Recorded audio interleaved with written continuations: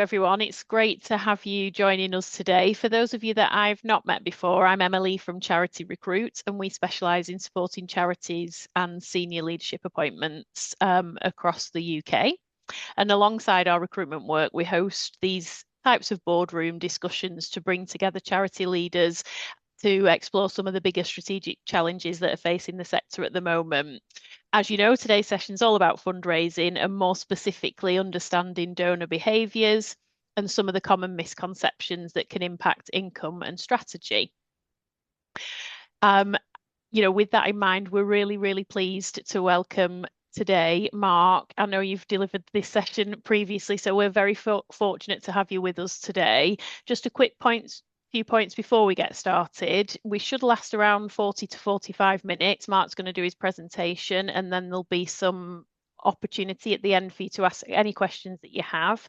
Feel free to drop the questions in the chat as we go, but we will open it up at the end as well. So with that in mind, over to you, Mark. You're one of the most respected fundraising strategists in the sector and working with charities across the UK and internationally to help them better understand donor behaviours and build more effective fundraising strategies. So we're, like I say, very lucky to have you. I guess over to you.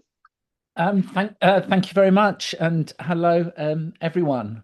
Right, let me just share screens and things of that nature, and we'll get going.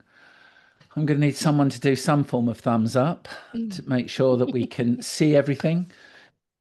Are we all good?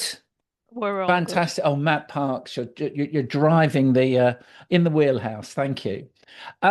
Yeah, this is a presentation I've done a couple of times. This is a sort of like a compressed version. I tend to present. Well, if anyone's seen me present, I rattle on for hours quite happily, really. So this is a compressed piece down from about an hour and a half, but about 40 minutes. So we should have some time for questions at the end. And I'm going to be chatting today about what do we as fundraisers get wrong about donors. And then I'm going to kick off to begin with three truths. Number one, hang on a sec. Number one. So you will all have seen CAF's recent research release, UK Giving 2026. Key highlights on that really are that if we look at the inflation adjusted figure, we're about £4.4 billion now, down to where we should be if we'd have kept pace with 2005. So over the last 20 years, though we're raising more money in actual terms, if we were looking at 2005 values, we're about 4.4 billion shortfall. And the other frightening figure that came out of the report was there are 6 million fewer donors, and we've lost those over the last 10 years. So we are less cash, less donors. Number two, the other thing I think it's important to look at is not just looking at in terms of money, but giving as a percentage of GDP. So what percentage of what the whole country makes actually gets given to charity? And as you can see here, that those figures again are in decline. And over the last 20 years, the country's got a third richer, but we're a third less generous. And I think we need to give that some consideration as well, that we're giving about 0.45 of GDP, whereas we were pushing the best part of 0.7 back in 2010. And if any of you remember, that was just shortly after that big financial crash, which we're going to be talking about in a few minutes. And the other point that I would cover off is national prosperity isn't driving giving. I've got two lines on here. Orange is basically GDP growth. And you can see that broadly as a country, we're growing, and it's the right-hand column, about 2 or 3% per year. Now in 2020, you've got marked there, that's the COVID crash, but there was a massive bounce back. And then after a correction, we went back to growth at about a similar rate, 2 or 3%. But look what happened to our global position on the International Generosity Index. it absolutely collapses. Now they've changed the way they analyze it, but we've gone from being somewhere in the region of about fourth, fifth, or third, even the most generous country in the world, collapsing to about 64 in the last year. So something is happening. And hopefully what we're going to try and get through today is get to the bottom of that, because giving has decoupled from growth. Now, I don't know if any of you will recognize this quote or recognize which film it comes from. This is going to be the only time I swear today, and that's a promise. But there's a quote from a film, and it is, "Truth is like poetry, and most people fucking hate poetry." Now, this comes from The Big Short. I don't know if any of you have watched The Big Short, but it's about that financial crash that I mentioned earlier on, when, as a percentage of how much the country was making, we were perhaps at our most generous. Now, what The Big Short is about is something going wrong in the money markets. And I think something is going wrong in fundraising, and that's what we're here to address today.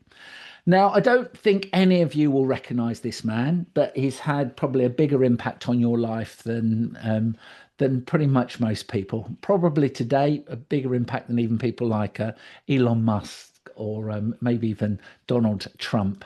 His name is Luis Ranieri. He was a banker, worked for Solomon Brothers, and he invented something called the mortgage-backed security. Now, this is what drove that financial crash. And just very, very simply, he basically worked out that we know the cheapest way that we can borrow money tends to be via a mortgage. And that's because it's a very, very safe way of somebody to lend to you. Because quite honestly, if you don't pay, the house is there as equity. And what he actually did was bundle up these mortgages. So rather than just one at a time, he put thousands of them together. And this is why they were, rated a triple A rated mortgage, an investment fund like no other, because it was backed literally with bricks and mortar and land. And people loved this, and it drove so much of the growth that we saw in the economy in the 1980s. However, it was so popular that they ran out of mortgages that they could bundle up. And so suddenly there was this pressure to drive more and more, find more and more houses, build more houses and get more people on mortgages so they could actually be sold as these financial instruments.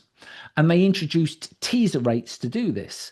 And back in the day, in the early part of the 2000s, you could actually buy a house with a teaser rate of 0%. So, it was very, very cheap to get a mortgage. But unfortunately, once these teaser rates ran out, people worked out they couldn't actually afford to pay for the real mortgage, which led to the financial crash that we've just been speaking about. Now, this costs a great deal of us a huge amount of money, but it didn't cost everyone a great deal of money. There was one person called Michael Burry. Here he is, played by, I always get my Christians mixed up, Christian Slater, maybe. And he did something that was very, very different to the thousands, to the tens of thousands of people working in the money markets that made him very, very wealthy. And he did one simple thing. He looked at the data. And that's one of the things that we're going to be looking at now. We're going to be looking at what the data tell us about what could be going wrong with fundraising in the sector.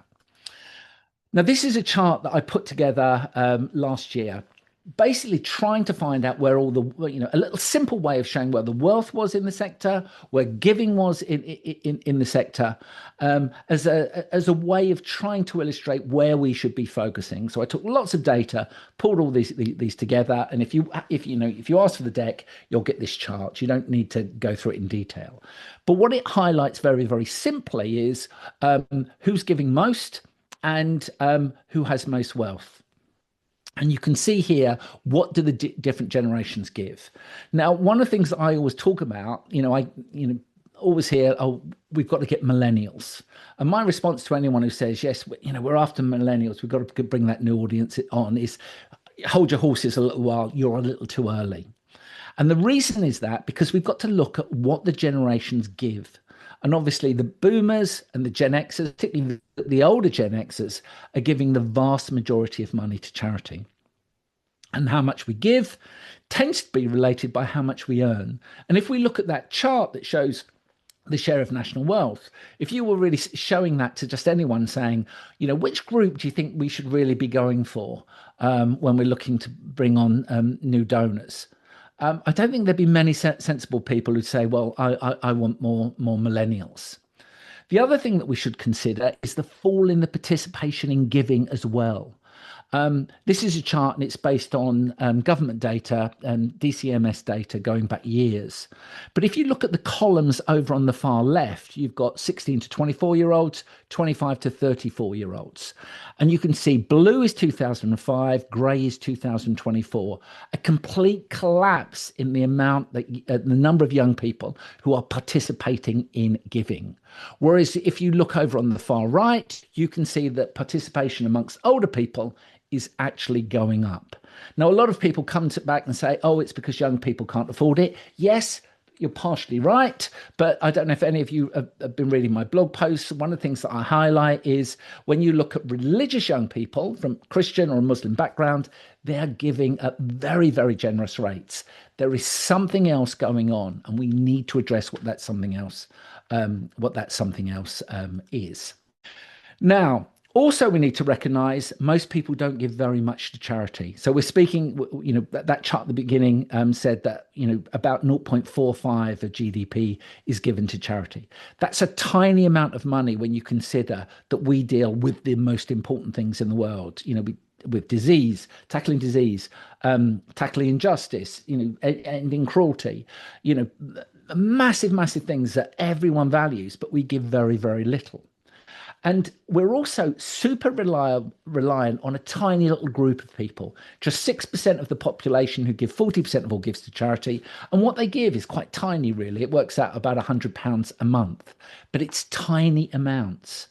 And when you question how much, when you look at the data to see how much people actually give to charity, it is tiny sums. So, for example, the average Brit earns about 34.5 a year. They typically give £20 a month. What about someone earning 180,000 a year? What do you imagine they give? It's £30 a month. Let's push it one step further. What about someone earning £250,000 a year? What do they typically give? £40 a month. These are tiny sums compared to the importance of the work we do and what people earn. Now, this was a chart that was published back in 24 by Pro Bono Economics. They spoke to people with at least 100,000 in savings and investments, and they used that to work out how much people could actually give to charity. And they found that wealthier group could easily give up to 2.8 billion more to charity without feeling any squeeze whatsoever. The question is, why don't they, when we are seeing so much need on our screens on a daily basis? But the answers when we speak to these donors is charities don't ask for it. And these are all real quotes from donors that we've spoken to, basically saying what they give to charity. If they asked me, I could give more. I don't know why they never ask. They always ask for 10 or 20 pounds or thereabouts. And then we've got 2 or 3 a pounds. And then at the bottom, we've got people saying, I'd rather give a large lump sum. I'd rather give something where I could see that I've done something substantial because I know I've done something important. But so often they don't get asked. The other point that we need to look at as well is what's going to be happening over the next 20 years. Now, we are at the beginning of one of the largest intergenerational transfers of wealth in history. And over the next 20 years, that boomer generation, particularly the older boomer generation, are going to be leaving money to their children. And it's estimated, and most of the wealth is going to be in property and it's going to be in pensions and investments. It's estimated to be £5.5 trillion that's going to be passed from one generation to the next. So that's something brilliant for legacies, but it's also brilliant for us individual givers as well. But a lot of people don't really realize how much 5.5 trillion is. So let's focus on that. And let me give you an example. If I had a tin and I was dropping a pound coin in it every second. It'd have to be a very large tin, and I'd have to be a very, very fast coin dropper. But it would take me about 11.6 days to put £1 million in that magic tin. If that magic tin was larger, it would take me 31.7 years to drop 1 billion in there. Now, how much would it take? How long would it take me to drop 1 trillion in? 31,700 years. That's a huge amount of money, and there are 5.5 of those coming towards us over the next 20 years. And finally, who's going to inherit that money? If we look at inheritance data, it are people aged between 55 and 65. So on average, 60. That's the age group who inherits. These are the people who've got their children through school, they've pretty much paid off their mortgage, they might even be starting to get their own pensions, and suddenly they get this huge injection of cash. What are we going to do about that? Why do we want millennials when the people with all the money who are giving us most money are suddenly going to get wealthier and wealthier over the next 20 years? Why don't we focus on those old people? Because the fact is, wealth is concentrating, and it's concentrating in the hands of the people who currently have the most. And in their words as well, and I'm not going to make you read all of these because it'd be a bit boring, but let's look at that top left. People my age, because I live in a retirement complex, are saying, I don't know what to do with my money. I've saved so much. Or underneath that, my income is not going to be affected. Those who've lost their jobs, it's different. I would probably respond more to appeals now. That's what we get. Look at the bottom right. I have a substantial pension. I have no moral claim to. I choose not to collect a state pension as I deem it unethical. My diary is to honour my dead husband's wishes by giving as generously as possible to charity. This is what we hear all the time from older, wealthier donors. So are we speaking the wrong language to them? Now, if we look at the average age, the average fundraiser's age is under 40. The average donor's age is over 55. And it begs the question, should this be the fundraising book that we really should be reading now? Are we a generation apart? And are we talking about things that the other generation doesn't quite understand? And in effect, do we both want the same things for the charity that we support or the charity that we work for? Now, who most values change in charities? Is it going to be the brand team who want to change the brand, or is it going to be the donor? Who is most valuing this change? Because every single donor we speak to doesn't particularly want the charity to change. It doesn't really understand why there's going to be a change of logo or a change of corporate ID or a change of name. What they're focusing on is the work. And every time we change our ID, we lose contact with our donors. Now, if you look, this is just a group of charities over the last few years that have rebranded. You know, some of them have changed their name. Walk Wheel Cycle Trust, for example, was Sustrans. Prosper Global there was Mercy Corps. And others have just changed their branding. But what's super interesting is if you look at the number of charities, the number of educational institutes, and maybe even arts and museums and such like, they make up 3% of the UK economy. But they are responsible for 33% of all visible rebrands by major design consultancies. Why do charities, why do non-profits, why are they so prone to rebranding? When the commercial partners do it really at their peril, it doesn't happen that often. The fact is that in terms of the organizations that are rebranding, it's 11 times the economic weight of the sort of like not-for-profit sector that are driving so many of these rebrands. And when we look at the factors that we're really seeing, when we talk about what a rebrand is, we're presented with really very, very, very weird set of circumstances. Like if you look at your screen now, you can see 3 greens in front of you. Which green do you think is best at driving donations? Which green is best at improving loyalty? Which is best at retaining donors of those greens? Anyone want to have a guess? If we were in a room now, there'd be a show of hands at this point. But the fact is, in the world we live in today, they're all the same green. The fact is, one of those greens is the annual report green, another one is the brand asset document green, and the other one is the web page. Every one of you will see different greens because your screens are got different levels of brightness, different levels of quality. It's really hard to focus on, which green is right. So we talk about these colors, we talk about tweaks in colors and paying tens of thousands for them, and they don't really make any difference. They don't make any positive difference whatsoever. Here's another chart that I like. When you ask donors, why do you give? Cutting edge new typeface, amazing new logo, or that affirming new color palette?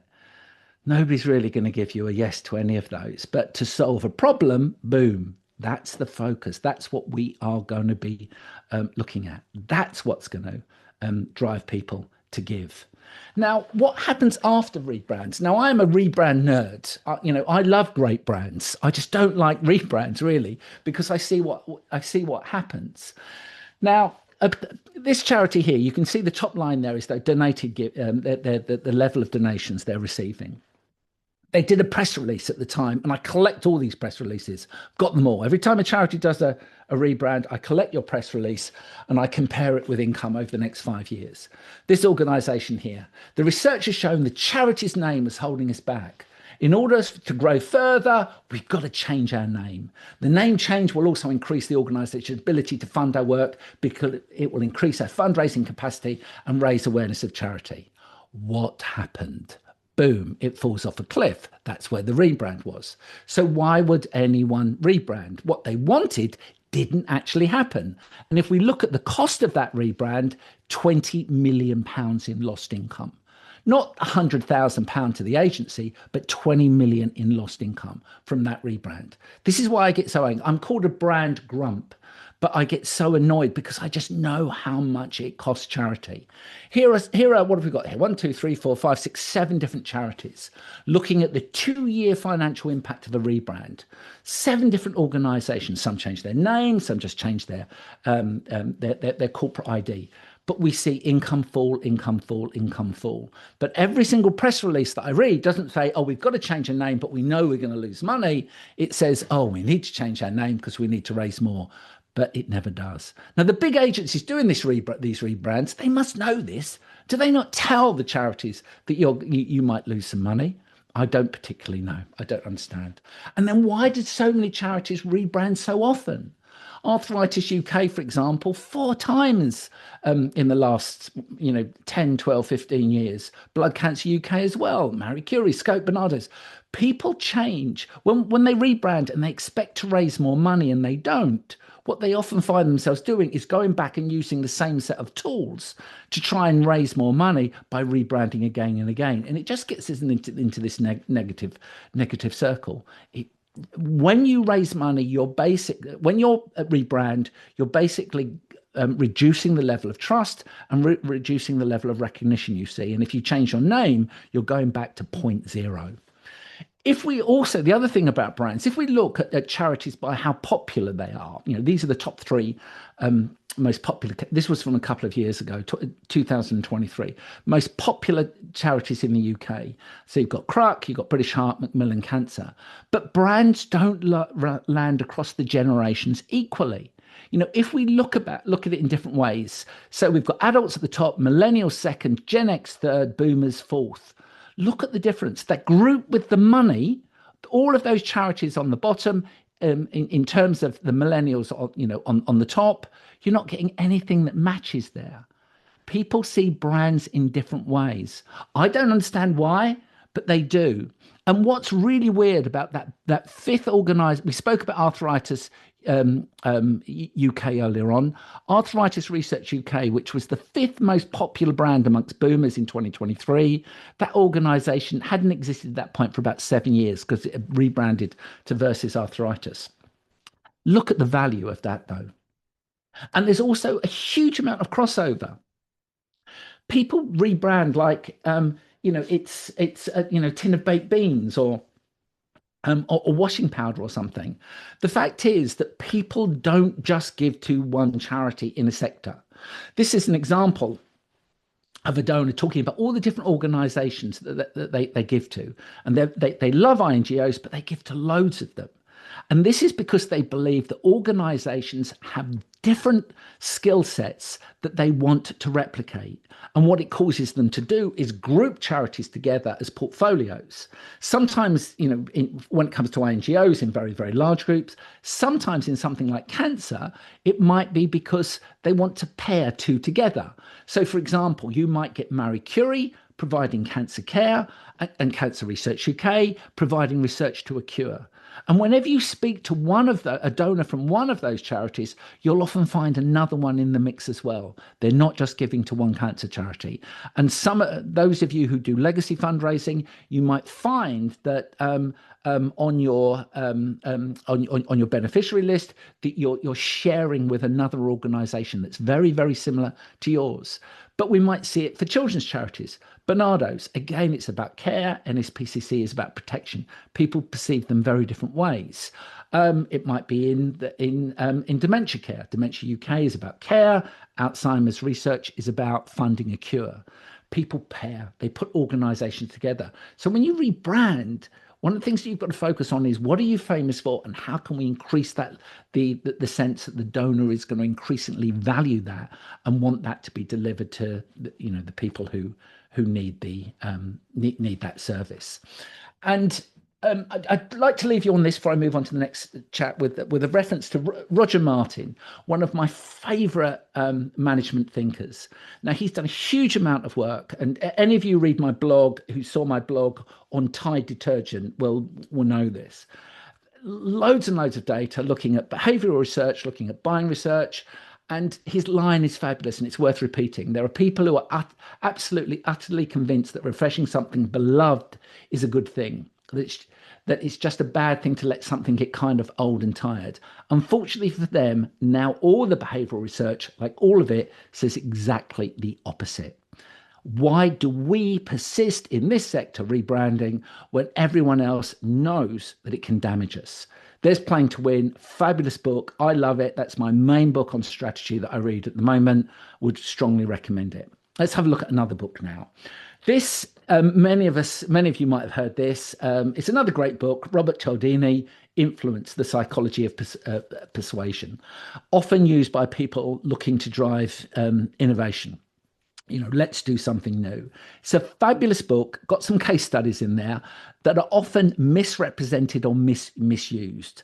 And there's one of them I want to share with you now. There's a study in there and it talks about California.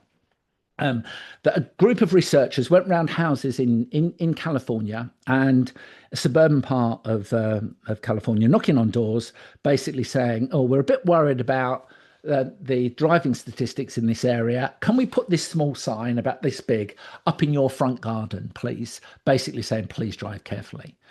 And of course, like most of us would, yeah, no problem at all. We want the place to be safer for our children. Let's pop it up. And then they had a list of people who said no, people who said yes. And they went back a few weeks later to those that had one of these signs and put it up. And they said, we need a bigger sign. And the sign they wanted to put up was like a billboard, okay?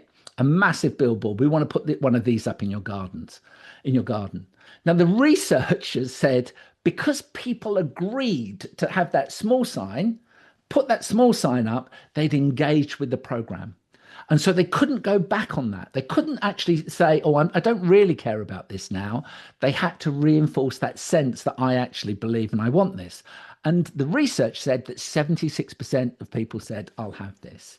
Now, obviously, when you read the book, it says it's rubbish, but I've seen that presented as a reason for people to engage in sort of what we now know and what we now call the development of engagement products, which is pretty much like, the emperor's new clothes type ideas. Now, these are approaches that hide giving. So what they really focus on is, rather than saying to somebody, please, will you give us some money? And this is what we want it for. They give the donor something. They give the donor something maybe interesting or enjoyable, and they'll give them that information maybe over a year to get that sense that the donor is going to engage, that that person who will give will learn more about the cause, they'll benefit and they'll value that. And after that year is up, when they've received that product, they carry on giving. Now, probably the most famous example of this was Mindful Monsters. It won tons of awards and it launched, I don't know how many copycat products. The problem is, these things don't really work. I've been involved in enough of them where people have said to me, we've got a large number of people who've engaged with this, but they're not giving. Now, let me give you one example of an organization that developed, not Scope, that developed one of these products, and they generated a list of 80,000 people.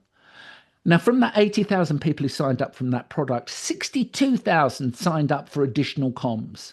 Now, when they, not we, I wasn't involved in this, when they went to those 62,000 people to ask for a gift, how many people gave? Anyone want to guess? Anyone want to guess? 18, not 18%, 18 people.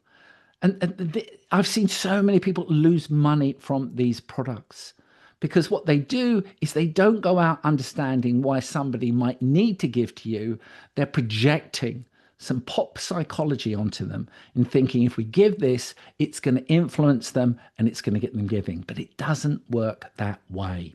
So what do donors need? Okay, well, there's a piece of research I was involved with a long time, maybe 15 years, maybe even longer, looking at what donors didn't like about their relationship with a specific charity. And at the bottom, this was an NGO that the people thought the organization gave them a better perspective of the world and was slightly better at educating children than they imagined it. But they were completely nonplussed about what they got out from the relationship. They had a set of needs that simply weren't answered. And these needs were all about them. Whether it's, my personal passion, a sense of belonging, being part of something bigger. Nothing really to do with the work of the charity. And what we did back in the old days when Blue Frog was around, we broke these down into 4 key need states: to help, overcome helplessness, personal development, and reward. Now, what do I mean by these? Help is to solve a problem. Overcome helplessness is taking control over something that worries you. This could be a terrible news story. It could be a disease. But by giving, I feel like that I'm less helpless. The biggie for me is always personal development, being a worthwhile member of a worthwhile group. And finally, this sense of reward we get from, learning about new things or knowing one's made the right decision. And donors have these. And if we don't answer them, we don't engage them. This quote is lovely here. Mail and email just became noise. I kept getting the same stuff over and over that tells you nothing is getting fixed, not really even improving, just managed. It makes you realize how helpless we are, so you tune it out, I suppose. I've got on my blog, I've got examples of cancer ads going back to the 1920s saying research will cure cancer. When people have heard that story year after year after year, is it any surprise that they tune out? Now we have this is a simple appeal program, where there's 4 appeals and a reminder that any charity might use over a period of time. But the fact is, when we talk about loyalty and when we talk about people giving, what we rarely take into account is when people give. Now, most charities, when I look at and I analyze their appeals, most money is coming in at Christmas, or we get a little bump at Lent as well. So we get a little bump in the spring when people give, those religious times. And what we've got to remember is appeals. When we send out appeal, we're giving people an opportunity to give to our charity. And in the commercial world, these are known as entry points. What is a reason for me to give at that point? Because when we talk about loyalty, for example, if this is a normal appeal, what do we want people to do? To give us more at Christmas, be more likely? Because if they're only giving once a year, their loyalty is fixed on once a year. So one of the things that we need to look at is, rather than just rebranding and making ourselves look different, is offer donors different times of the year when there are different reasons for giving. Like, you'll know all of these. So we've got Marie Curie's daffodil, we've got the poppy, we've got Alzheimer's Society's Forget Me Not appeal. They are all opportunities for people to give at different points of the year. So if we look at Marie Curie, for example, with the great daffodil appeal, if we send out an appeal, this is a few years ago, I haven't worked with them for a few years, but if we give people this sense, give them badges that give them this sense of showing off, I'm a valued member of the valued group. I'm supporting this work. And the psychology of the badge is amazing. And we test that alongside an envelope where we just ask people to support the work. So case studies the same, signatories the same, everything's the same, but we give them an opportunity to show they're part of the cause. What's the difference? The ones with the badges in, the response rate is 214% higher. ROI is 160% higher, so more than triple the response, over 2.5% return. Because we are understanding that people, one of their needs is to show others, I'm a valued member of a valued group. This is what I believe in.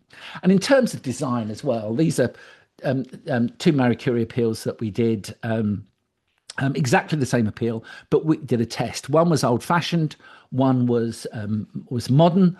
And if I'm again, this is why you change design at your peril. The old-fashioned one was twice as good and twice as effective as the newly designed modern ones. So remember, you build donor rituals. When you are creating a relationship with donor, you ritualize it. You get them to do the same things at the same times. You create momentum behind different rituals in the years that people will add to their own philanthropic calendar.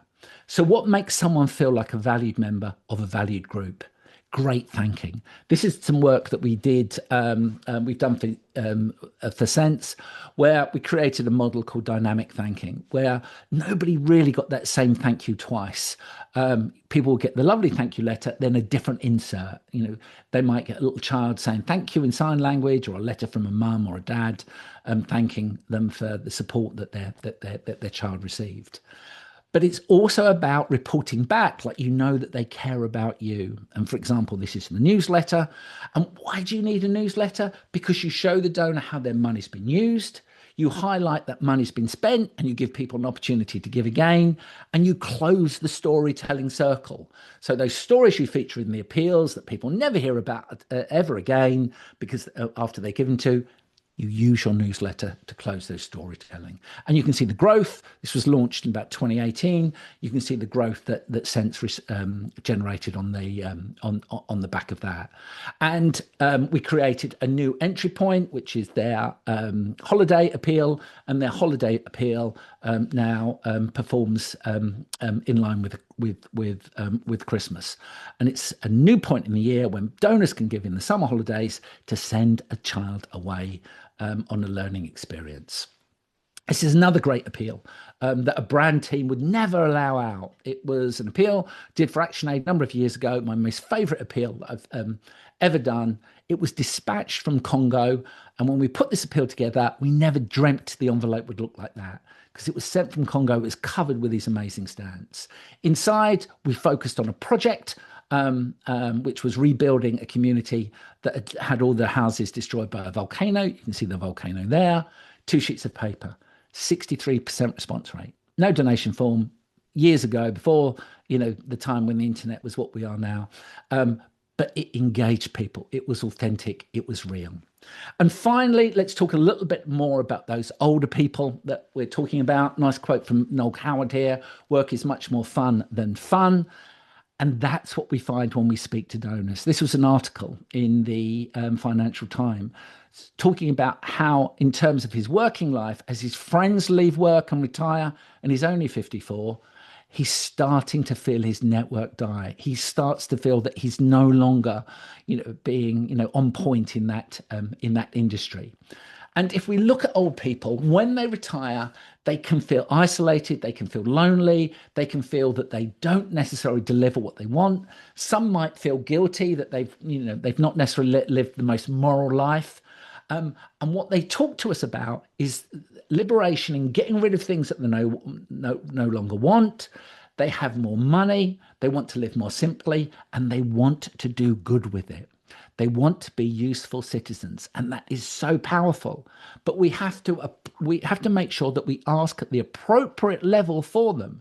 If they're wealthy, asking them for 10, 20 pounds is nothing, but asking them for thousands is quite powerful.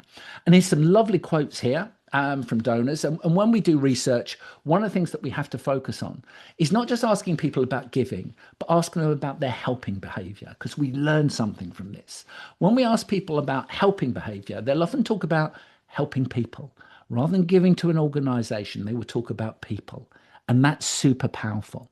Now, for example, we've got here an appeal ad that we did for UNHCR. Absolutely fabulous. Will you help fill a winter survival kit? But we tested many, many different approaches to this appeal, all tested to see which is most effective. Which one do you think was most effective? That one. People give to people. They always have and they always will. Breaks all the rules of ads, breaks all the rules of commercial stuff. It's a letter from a person on the front line asking people to give. Remember that. What we do is not advertising, it's fundraising, and they are different. And it's the same with plain text as well. If one of the ways that when we look at digital fundraising, one of the best ways that we can, generate high levels of engagement is drop in HTML, drop in design, and go for plain text. They are often the most effective emails that we will use in any program. So in conclusion, and I've got 2 minutes left, this was a piece of research that we did a number of years ago. All of the organizations in orange gave us their donors, and we spoke to their donors about their attitude to giving. And in the course of that research, they named all of the charities in black as other organizations that they gave to and they valued. So remember that she's not your donor, you're one of her charities. And the better you answer her needs, the more likely she's going to stick with you. So in closing, 3 final truths. Your best donors are older, wealthier, and more generous than you think. You just haven't asked them properly. Truth 2, fundraisers are talking to themselves, rebranding for colleagues, recruiting younger donors who can't give much, ignoring what people with the money need. And finally, that 4.4 billion shortfall isn't a donor problem. It's a fundraising problem. The money exists, the generosity exists, we just have to earn it. So my advice would be more like Michael Burry, look at your data. And that's pretty much it from me. If you like stuff like this, sign up to my Substack, and I produce stuff as annoying and irritating as this on a weekly basis. And you can get this stuff delivered to your own email box thing, and everything's backed up by evidence, and hopefully it's useful. And that's it. Any questions? Anyone want to tell me I'm an idiot and how wrong I am? Bring it on. I'm super impressed that you've managed to come in there at 45. Well done, Mark. I That was absolutely going brilliant. fast. I was speeding up. I don't know if you can see, I've gone a bit red. I've got to get through this. Oh, it was absolutely brilliant. Thank you so much. Like Mark said, if you've got any questions, now's your time to ask. We've got him for a few more minutes, so please do fire your questions into the chat or put your hand up, open your mic, either way. I did notice, I'm not sure whether you did, Mark, in your whistle stop tour, we did have a comment in the chat about the statistics that about 20% of boomers don't have children of their own, and wondering if that's true in the UK. I don't know whether you saw that one. Yeah, absolutely. Loads of boomers don't have children. Who are they going to leave their money to? Exactly. That's number one. If you analyze which charities, when it comes to legacies, which bequests are most important to charities, it's always people without children. Because we're providing a public service for them. What are they going to do with their money? I had a friend of mine visit this weekend. He hasn't got any children. And, we were chatting about what he was going to leave, who he's going to leave his money to. I don't know, we won't have anyone on from universities here, but he's going to leave it to UEA. That's where we studied development studies together. There's just one from Harry there. Would love to know more about the data on plain text versus HTML emails. It's something that they've been wanting to test for a while. Just give it a test. Just do it. It's so easy. It's super, super easy. Just do it. We basically have a stream of about 7 or 8 different emails that will go around a DM appeal. So this might be a pre-mailer. It might be, before you send out the pack. And within that, you might put, for example, an image of your appeal. Watch out for this. It's coming in the post. Stuff like that. Give it a test. Do 50-50 tests. it always works. It always works. That they much prefer a signed letter, and put things in there, like put pictures in, just like you would send a picture to a friend, or if there's a news article, basically just take a shot of that news article, actually out of a newspaper. Take a photo of it. Say, look, we were mentioned in the newspaper. Have a look. People love it. Absolutely love it. One from Florian here. I'd love to know how best to access the boomer donors. Does post or email or social media work best? It's quite weird when you speak to your boomers, particularly older ones. It doesn't matter which country you speak to. They are the nicest and easiest group to get to. Like they'll have post. Boomers read their emails too. That's the thing. If you do research amongst younger people, let's say 35-year-olds, they say, "Oh, I don't really use email. It's just to get if I have to sign up for something." And they talk about, could we do it via WhatsApp group or something like that? I don't like emails. Older people love them. They will open their emails, particularly if they're real. But DM works for them. And at the moment, I'll show you some press ads. If you've got an offer that works, press is great. And whenever you produce a press ad, remember this one thing, okay? People who buy newspapers by default like to read, okay? They like to read. Use long copy. Don't just put big picture. Oh, we're great. They like to read. Remember that about the audience. The audience, we respond to our audience. That's the group that we need to consider. So easiest group to get hold of in the world. You can do partially addressed mail. You can do door drop. Marvelous people, the boomers, a marvelous group of people. And don't forget, years ago, look at my blog post. Back in the day, in the 1970s, they were described as the most selfish generation ever. Back in the 70s, I've got all the evidence, in my blog. They were useless, drug addict hippies, but they're now the most generous generation we've ever seen. And we've got one from Elizabeth here to say it's really interesting to hear that the UK has gone from the third most generous country in the world in 2010 to about the 64th. Are charities in other countries?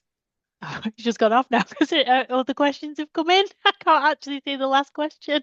Sorry. I'll answer that. They've changed the way they classify that. You need to. It's just a CAF paper. But when I was putting this together, I hadn't looked at it, and I only saw it like a couple of days ago that it's gone to 64. If it was being judged on the same level, we're probably about 13th or 14th.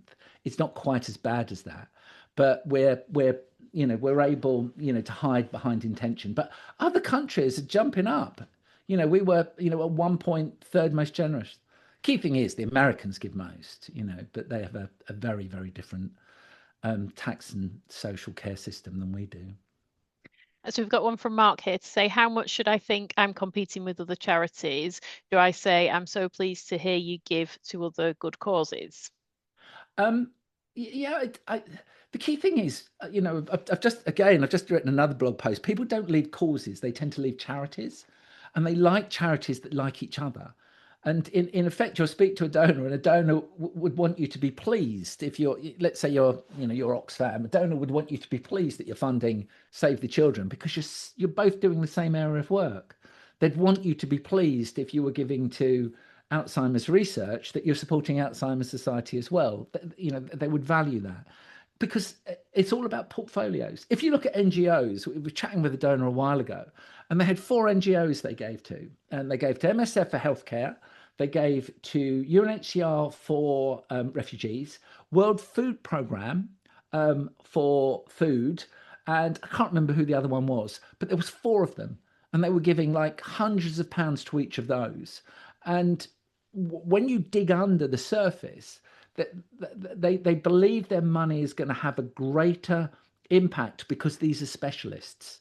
And if you look, and again, go to my blog post, I did a post on this. If you look at what's happening to the generalist NGOs, they're really under pressure. People are disengaging with them, but they're giving money to the specialists. So the organisations that are growing the most are the MSFs, the Site Savers, the Water Aid, because there's this sense that people can put their own portfolios together. So I wouldn't worry too much about competition. Be nice. Be nice. That's all there is to it. Show people that you value them, and show people how you value their money. Excellent. We've got one final one, I think, from Tamsin to say, how important do you think trust is trust is with UK charities? I've been doing a lot of supporter insights recently and noticed that many are researching return on investment, etc., and don't want to give money and don't want money going on fundraising staff. It's weird. If you talk to donors as much as we've done, we'll often hear that, but they don't necessarily, unless they're real geeks, actually do it. They say they should, and they say that they should go online. They say that they should do that research, but there are definitely a group that will. There are definitely a group that will go online and say, I don't want my money to go on admin. I don't want my money to go, on fundraising. We did a pack years ago where we asked the question. There were 3 projects. It was in a newsletter, and there were 3 projects. Do you want your money to go to Mauritania? Do you want it to go to Mali? Do you want it to go to Sudan? Or do you want it to go where the organisation believes it should be best spent? Of the people who ticked the box, 88% said the organisation, let the organisation choose. And we find that time after time, really. But it's your own research. Always believe your own research. Don't believe idiots like me pontificating on the internet at lunchtime when we should all be having cheese sandwiches and glasses of shandy. Where are those people? I'd like a shandy right now. Yeah. Thank you so much. Are there any final questions for Mark before we wrap up today? No, I think we're all good there. I'll just answer that question quickly, actually, about the slides. If you are interested in having a recording and a copy of Mark's slides, do drop me an email afterwards or comment on the LinkedIn posts and we can get those sent over to you, no problem. Actually, we're probably better to send them out to everybody that's attended, aren't we? So maybe we'll get an email together and I'll just send them out to you blanket wide. I'm sure you'll all find value in those. So that all that remains is to say thank you so much to you all for joining. And clearly, thanks so much to Mark. You've been absolutely fantastic. Hopefully, you've found something valuable in the session. Look out for our follow-up email with the slides. And keep your eye on our social media. We do put events on like this on a monthly basis, so do feel free to join us again. And also, actually, just on that point, if there's anything particular that you want us to do boardroom on, we're more than happy to find a good guest speaker. I'm not saying that would be as good as Mark, but we're always looking for new speakers, so do let us know if you've got any suggestions. Thanks so much, everyone, for your time, and enjoy the rest of your day.